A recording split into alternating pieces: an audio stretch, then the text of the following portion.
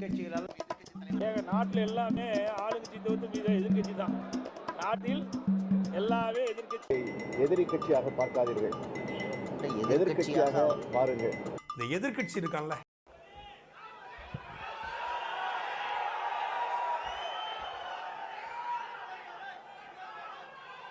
அடுத்து நான் சொல்ல போகிற அந்த ஒரு வரியை சொல்வதற்காக எத்தனை நாட்கள் நான் காத்திருந்தேன் என்பது எனக்குத்தான் தெரியும்.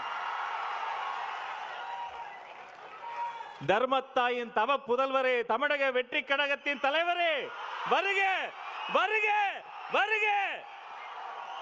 தலைவரின் தலைமை உரை.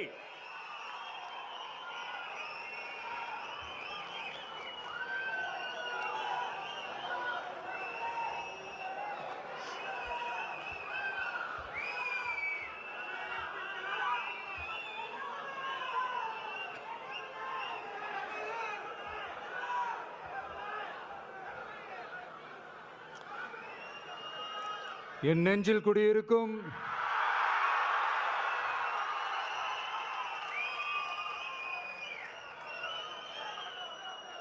என்னுடைய தோழர்களுக்கும் தோழிகளுக்கும் தமிழக மக்களுக்கும் என்னுடைய வணக்கம்.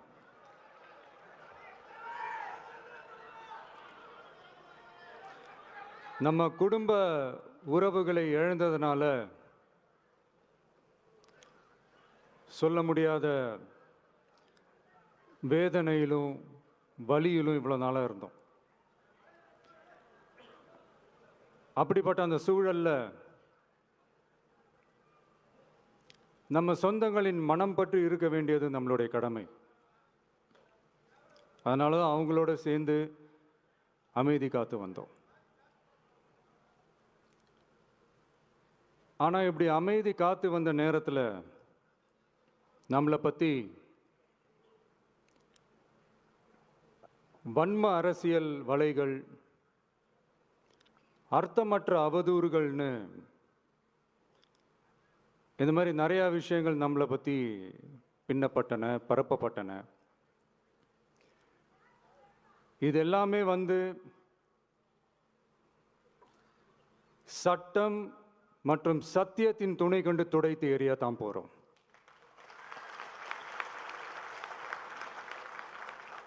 பட் அதுக்கு முன்னாடி தமிழக சட்டமன்றத்தில் நமக்கு எதிராக நிகழ்த்தப்பட்ட ஓர் உரைக்கு ஒரு நாகரிக பதிலடி கொடுக்கணும்னு நான் நினைக்கிறேன்.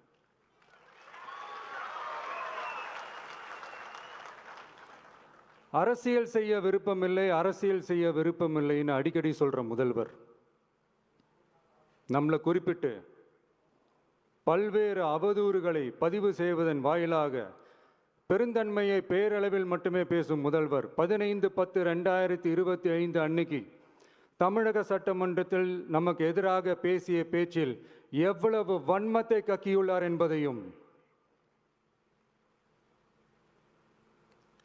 எப்படிப்பட்ட ஒரு அரசியல் செய்ய முயல்கிறார் என்பதையும் தமிழக மக்கள் உணராமலா இருப்பாங்க?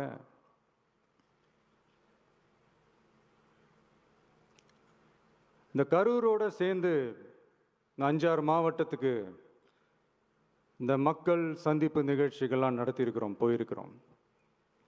அங்கெல்லாம் இந்த லாஸ்ட் மினிட் வரைக்கும் எங்களுக்கு அந்த இடம் கொடுப்பாங்களா மாட்டாங்களா, பெர்மிஷன் தருவாங்களா மாட்டாங்களா, இப்படியே இழுத்து அடிச்சுக்கிட்டு இருப்பாங்க. நான் நாகப்பட்டினத்தில் சொன்னது மாதிரி தான், நாங்கள் ஒரு இடம் செலக்ட் பண்ணி கேட்போம், மக்கள் நல்லா ஸ்பேஷியஸாக நின்று பார்க்குற மாதிரி. பட் அவங்க அதையெல்லாம் ரிஜெக்ட் பண்ணிவிட்டு மக்கள் நெருக்கடியோடு நின்று பார்க்குற மாதிரி ஒரு இடத்த செலக்ட் பண்ணி எங்களுக்கு கொடுப்பாங்க.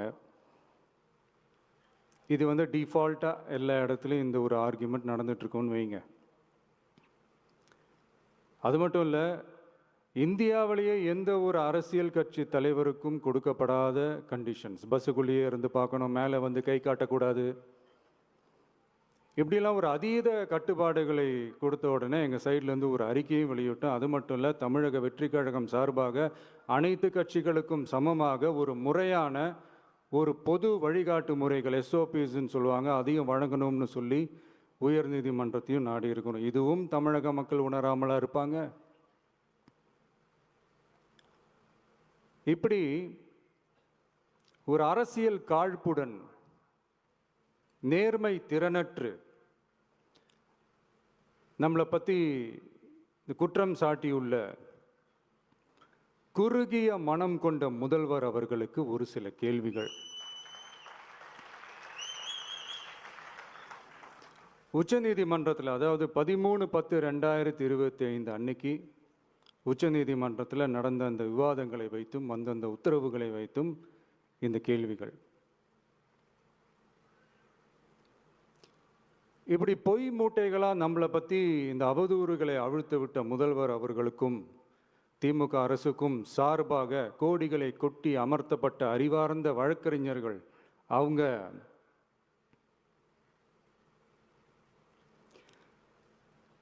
இந்த கபட நாடக திமுக அரசோட தில்லுமுல்லுகளை தாங்கி பிடிக்க இயலாமல் உச்சநீதிமன்றத்தில் திக்கு திணறி நின்றது முதல்வர் அவர்களுக்கு மறந்துவிட்டதா? இந்த கரூர் சம்பவத்துக்கு அப்புறமே அவசரமா ஒரு தனிநபர் ஆணையம், அந்த தனிநபர் ஆணையத்தை அவமதிக்கிற மாதிரி அரசு உயர் அதிகாரிகள், காவல்துறை உயர் அதிகாரிகள் எல்லாருமே நம்மளை பற்றி ஃபுல்லாக இந்த அவதூறுகள் பரப்பி ஒரு செய்தியாளர்கள் சந்திப்பு அவசரமாக. இதெல்லாம் ஏன் நடக்குது,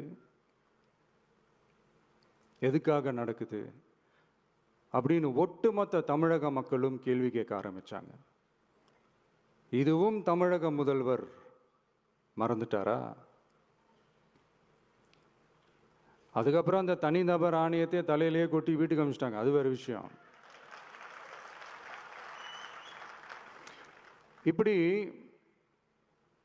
இப்படிலாம் கேள்வி கேட்ட உடனே ஏதாவது பதில் சொல்லி ஆகணும்ல. அதனால சட்டமன்றத்தில் பேசும்போது உண்மை நிலையை தெளிவுபடுத்தத்தான் அப்படின்னு ஏதோ இந்த சட்ட ரீதியாகவும் சத்தியத்திற்காகவும் நடந்தது போல ஏதோ சாமர்த்தியமாக பேசுகிறதா நினச்சி பேசியிருக்காங்க. இப்படி ஒரு 50 வருஷமாக பொது வாழ்க்கையில் இருக்கிற ஒருத்தவங்க ஒரு முதல்வர் அவர்கள் சொன்னது எவ்வளவு பெரிய ஒரு வடிகட்டின பொய், சப்பை கட்டுன்னு நான் சொல்லலை, உச்ச நீதிமன்றம் சொல்லியிருக்கிறாங்க. அவங்க சொன்னதெல்லாம் கொஞ்சம் என்னன்னு கொஞ்சம் லைட்டாக பார்ப்போமா?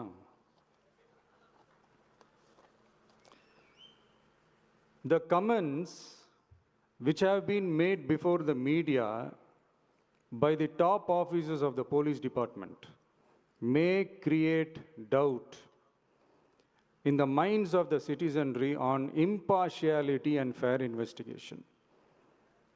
The faith and trust of the general public on the process of investigation must be restored in the criminal justice system. அதாவது அரசு காவல் உயர் அதிகாரிகள் ஊடகங்களிடம் பேசியது என்பது பொதுமக்களிடையே நியாயமான விசாரணை நடக்குமா என்ற சந்தேகத்தை ஏற்படுத்தக்கூடும் என்றும், நியாயமான விசாரணை மூலமே அந்த சந்தேகத்தை மீட்டெடுத்தே ஆக வேண்டும் என்றும் உச்சநீதிமன்றம் தமிழக அரசின் தலையில் ஓங்கி நறுக்கு நறுக்கு நறுக்கு என்று கொட்டியதை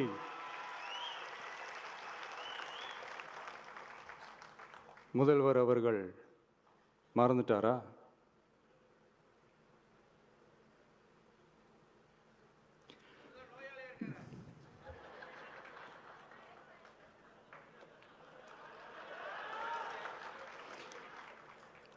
மாண்புமை சென்னை உயர்நீதிமன்றத்தின் மாண்புமிகு நீதியரசர் SIT அமைத்து உத்தரவிட்டார் அல்லவா? அந்த உத்தரவை ஏதோ சட்டத்தின் மீதும் நீதி பரிபாலனத்தின் மீதும் மரியாதை கொண்டவர்கள் போல ஒரு நாடகத்தனமான கொண்டாட்டத்தை திமுகவிற்கு ஒத்து ஊதுவோரும் நடத்தி கூத்தாடி குதூளித்தனர் அல்லவா? தாவேக்காவிற்கு எதிராகவும் நமக்கு எதிராகவும் உயர்நீதிமன்ற மாண்புமிகு நீதியரசர் தீர்ப்பளித்து விட்டதாக விதந்தோதி விழா எடுத்தனர் அல்லவா? அந்த உத்தரவை குறித்து சொல்லும்போது எந்த ஆவணத்தின் அடிப்படையில் அந்த உத்தரவு அமைக்கப்பட்டது? நான் கேட்கல, உச்சநீதிமன்றம் கேட்டிருக்கிறாங்க.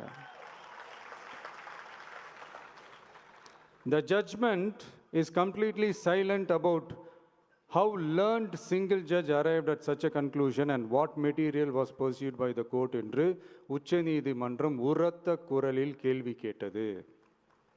அப்போதும் கூட உச்சநீதிமன்றத்தில் திமுக அரசுக்காக வாதாடிய அறிவார்ந்த மூத்த வழக்கறிஞர்கள் பதில் சொல்ல இயலாமல் வாய் மூடி மௌனம் காத்ததை நாடே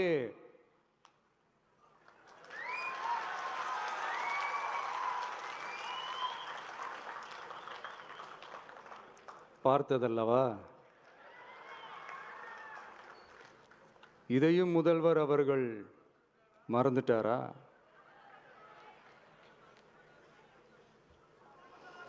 Such petition ought to be dealt with by the division bench, registering as public interest litigation in right earnest and not to be dealt with by a single bench. அதாவது பொது வழிகாட்டு முறைகளான எஸ்ஓபி அமைக்கப்பட்டு வெளியிட வேண்டும் என்ற கோரிக்கையுடன் வந்த ரிட் மனுவை நீதிபதிகள் டிவிஷன் பெஞ்ச் தான் கையாள வேண்டும்.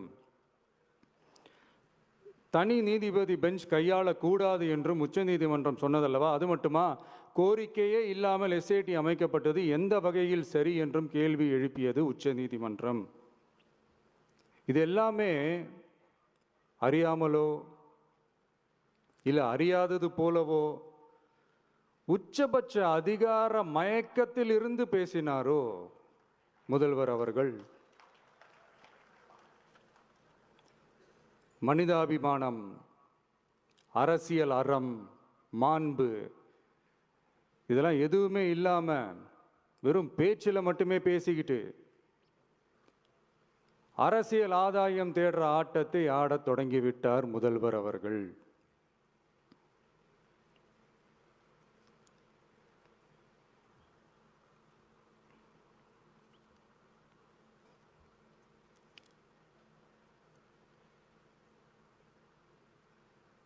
இதெல்லாம் என்ன அவங்களுக்கு புதுசா? என்ன 1969க்கு அப்புறமே எப்போ கட்சி அவங்க கைக்கு வந்ததோ, இன்னும் குறிப்பாக சொல்லணும்னா 1972க்கு அப்புறம் கேள்வி கேட்க ஆளே இல்லாமல் போச்சுல்ல, அதுக்கப்புறமே இந்த திமுக தலைமை இப்படி தானே இருக்குது. இப்போ நாங்கள் கேட்டோமே இந்த சில கேள்விகள்லாம், இதெல்லாம் நான் கேட்கல, சுப்ரீம் கோர்ட் கேட்டிருக்கு. இதனால் என்ன புரிய வருது? இந்த கவர்மெண்ட் நடத்துகிற அந்த விசாரணை மேலே சந்தேகம் ஏற்படுதுன்னா அதுக்கு என்ன அர்த்தம்? உங்க மேலே நம்பிக்கை இல்லைன்னு அர்த்தம்.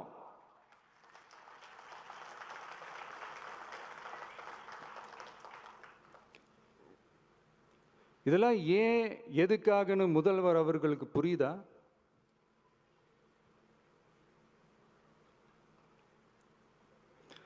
சுப்ரீம் கோர்ட் சொன்னதோட மட்டும் இல்லை, நிஜத்திலும் இன்னைக்கு மக்களுக்கு இந்த கவர்மெண்ட் மேலே இருக்கிற நம்பிக்கை மொத்தமாக மண்ணுக்குள் புதைந்து விட்டது. இதுவாவது முதல்வர் அவர்களுக்கு புரியுதா? புரியலனா 2026 தேர்தலில் இந்த திமுக தலைமைக்கு மக்கள் இன்னும் ஆழமா அழுத்தமா புரிய வைப்பாங்க. அப்ப கூட இவங்க என்ன பண்ணுவாங்க தெரியும்ல, 5 வருஷத்துக்கு ஒரு வாட்டி பழக்க தோஷத்தில் ஒரு அறிக்கை ஒன்று வெளியிடுவாங்களே, மக்கள் தீர்ப்புக்கு தலை வணங்குகிறோம் அப்படின்ட்டு அந்த அறிக்கையை வெளியிட்டுட்டு இப்போ அறிவாலயத்தில் போய் ஓடி ஒளிஞ்சுப்பாங்க. இப்பவே ரெடி பண்ணி வச்சுக்கோங்க அந்த அறிக்கையை. எப்படி? மக்கள் தீர்ப்புக்கு தலை வணங்குகிறோம்.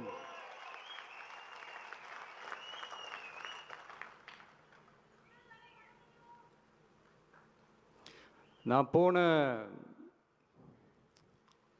பொதுக்குழுவில் சொன்னதை தான் இங்கே நான் திரும்பவும் சொல்கிறேன். இயற்கையும் இறைவனும் நம் தமிழக சொந்தங்களின் வடிவில் மாபெரும் மக்கள் சக்தியை நம்ம கூடவே நிற்கும் போது எம் மக்களுக்கான அரசியலை தடுப்பவர் எவர்? அதனால தோழர்களே, நமக்கு வந்திருக்கிற இந்த இடையூறு வெறும் டெம்பரவரி மட்டும்தான். எல்லாத்தையும் தகர்த்தெறிவோம், மக்களோட கை கோர்த்து நிற்போம், மக்களோட களத்தில் போய் நிற்போம். நம்ம பயணத்தில் தடம் மாறவே மாட்டோம். இப்பவும் சொல்றேன், 2026ல் 2 பேருக்கு நடுவில் தான் போட்டியே. ஒன்று இன்னொன்னு,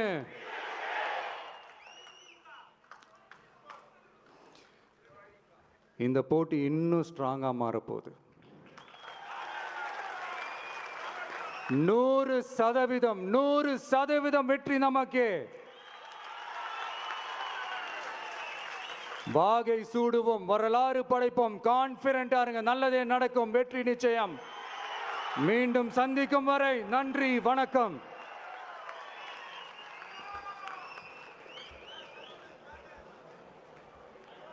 வெற்றி தலைவருக்கு ஒரு அரங்கம் நிறைந்த கரவொலியை பரிசாக தருவோம். 2026 வெல்வோம். நன்றியுரை வழங்குவதற்காக கொள்கை பரப்பு இணை செயலாளர் தாகிர் அவர்கள்.